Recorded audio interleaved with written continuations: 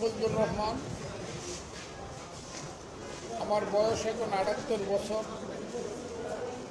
আমার জীবনের প্রথম পরিচয়, আমি একজন মুক্তিযোদ্ধা।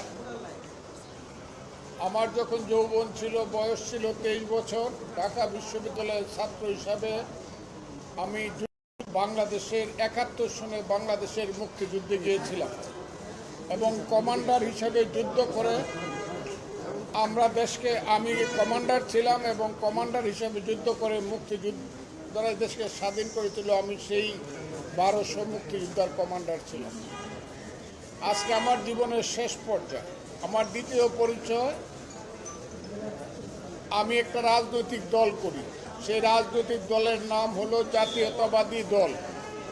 আমি সেই দলের চেয়ারপারসনের উপদেষ্টা।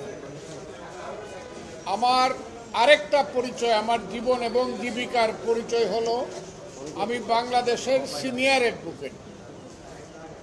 আমি সুপ্রিম কোর্ট এবং সমস্ত কোর্ট মিলে ৪৯ বছর যাবৎ আমি ওকালতি করি, বাংলাদেশের সিনিয়র অ্যাডভোকেট।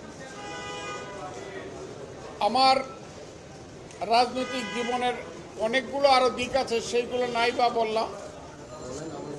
কিছুদিন যাবৎ আপনারা লক্ষ্য করছেন, গতকাল থেকে আমার বিরুদ্ধে ঢাকা বিশ্ববিদ্যালয়ে কিছু সন্তান স্লোগান দিয়েছে। তারা আমার উপরে বিক্ষুব্ধ হয়ে অনেকগুলো কাজ করেছে।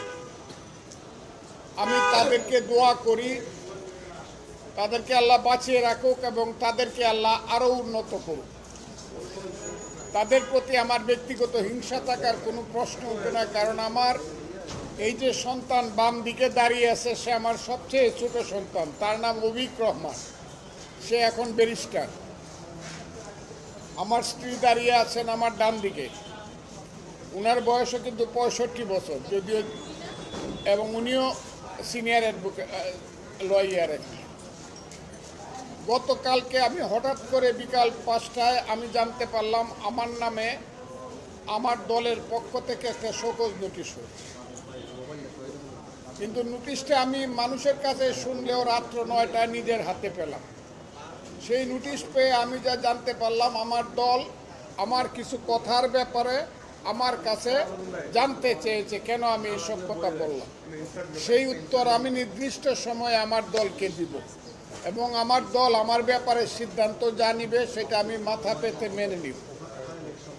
এইটা ভিন্ন ব্যাপার। কিন্তু আজকে সকালে ঘুম থেকে ওঠার সঙ্গে সঙ্গেই আমার বাসার সামনে, যে বাসায় আমি থাকি সেটার নাম হলো কনকর্ড, দুদকের সামনের যে ২০ তলা বিল্ডিং, এই কনকর্ডে আমি থাকি।